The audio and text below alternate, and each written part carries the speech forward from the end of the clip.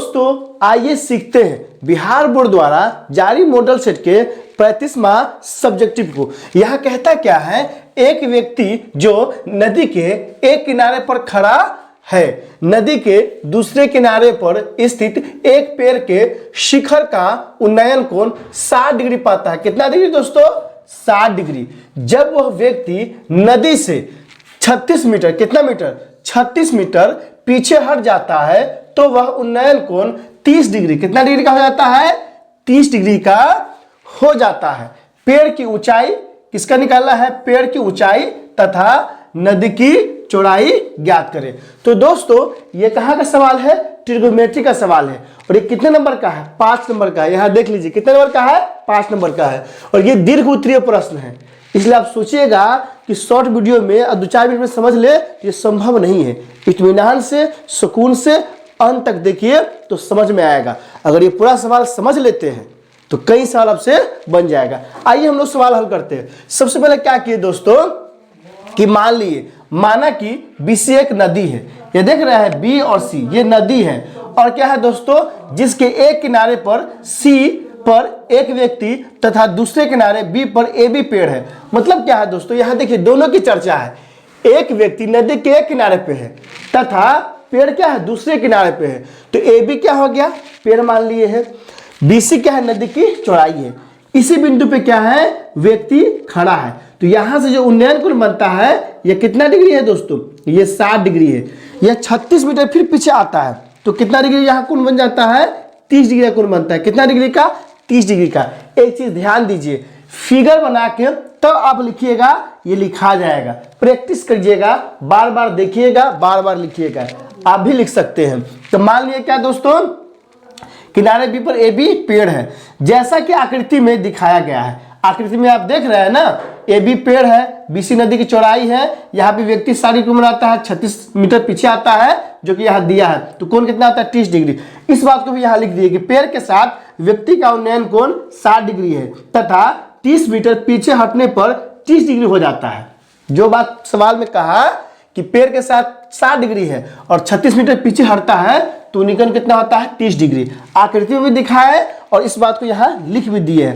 अब क्या किए दोस्तों, तो यहाँ क्या किए, पेड़ की ऊंचाई और नदी की चौड़ाई निकालना है। तो पेड़ की ऊंचाई को मान लिए h और नदी की चौड़ाई क्या मान लिए? x। यहाँ देखिए AB को क्या मान लिए? h माना, BC को x भी माना। दोस्तों जब BD निकालना है, B और D, तो BD क्या होगा? BC plus CD। क्या होगा? BC plus CD। और BC को x माने हैं और CD क्या है? 36 मीटर। तो BD क्या हो जाएगा? x प्लस 36 हो जाएगा। क्या हो जाएगा? x plus 36। अब आइए दोस्तों आकृति में, तो इस आकृति में ABC में अब जानते हैं ना कोण B क्या है? 90 डिग्री है। जैसे ही देखिए त्रिभुज लिखिए दी इस बात को, त्रिभुज ABC में कोण B बराबर 90 डिग्री। तो यहाँ क्या है दोस्तों, यहाँ h है और x है, यह 90 है तो ये थीटा कोण 60 डिग्री है, तो इसके सामने वाला लंब होगा और ये क्या होगा? आधार होगा। और आधार और लंब किस फॉर्मूला में होता है कमेंट करके हमें अभी बताइए।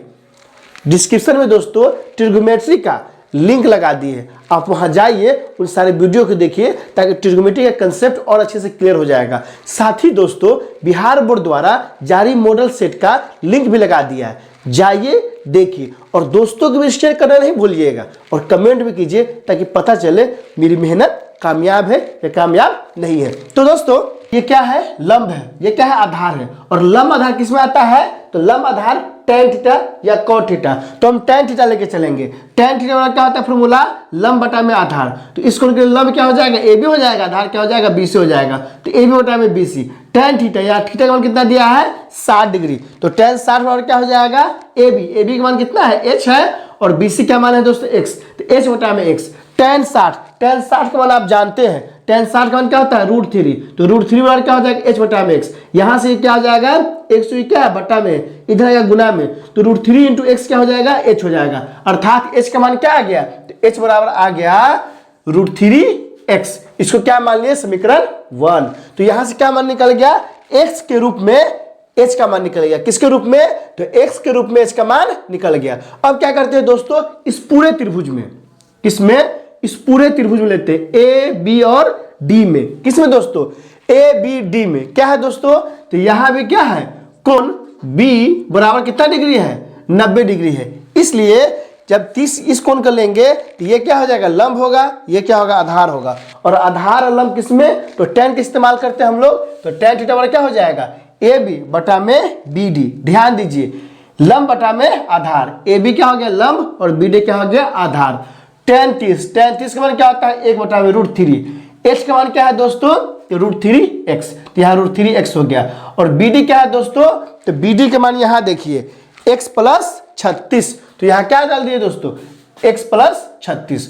अब यहाँ क्या करेंगे दोस्तों, क्रॉस मल्टीप्लिकेशन करेंगे, तो x प्लस 36 में 1 से गुना होगा तो x प्लस 36 हो जाएगा, और √3 गुने √3 होगा तो 3x हो जाएगा। इस x को इस पार से उस पार ले जाएंगे तो क्या हो जाएगा, 3x माइनस x, इधर 36 का 36 हो जाएगा, घट जाएगा तो 2x हो जाएगा, और यहाँ से x का मान क्या निकल जाएगा, 36 बटा में 2, यह कट जाएगा कितना बार में, 18 बार में, तो x का मान क्या आ जाएगा, 18 आ गया। तो यहाँ से x का मान निकल गया।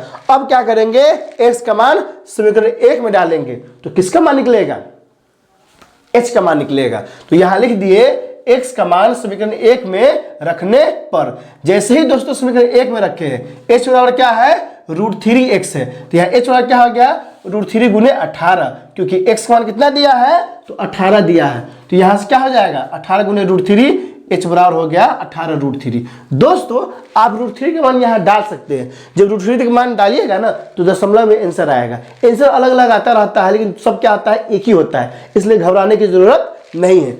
h का मान क्या हो गया, 18√3। एग्जाम में क्या कीजिएगा, कोई टेंशन नहीं लीजिए, आप यहाँ भी छोड़ सकते हैं, इसको आगे बढ़ा भी सकते हैं, जो आपके लिए सुविधा हो, आसान हो, वो काम कीजिएगा, टेंशन नहीं लेना है, हड़बड़ाना नहीं है। तो दोस्तों h क्या हो गया, 18√3 आ गया, x क्या हो गया, 18 हो गया। x किसको माने हैं दोस्तों, x माने हैं BC।